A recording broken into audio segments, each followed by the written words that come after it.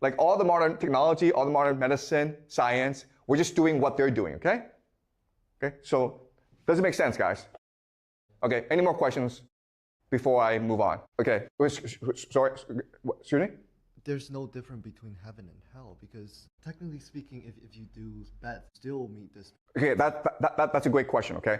So what is heaven, what is hell? Why should you do bad things? Why should you do good things? There's no difference. Okay, so what people who suffer NDE will tell you is this. When you go up to the spirit world, the first thing that will happen is something called a life review. What is a life review? A life review is just, you're able to see exactly what you did your entire life. So if you're a bad person, that's hell. Because you're able to now feel pain for the first time, right? Dissociation means you don't feel any pain, but guess what? You're just tricking yourself because when you're up in the spirit world, you have to see exactly what you did to other people, and you have to feel their pain. Okay, that's what hell is. And heaven is, you can see the good that you did, okay? So what they say is that when you do evil, you create negative energy. And when you do good, you create positive energy. And you can't see that in this world, but up in the spirit world, you're able to see for yourself, finally, how much evil you did and how much good you did. Okay? And that's what heaven and hell is. Okay? And, I mean, I don't want to go too much into this, but another theory is that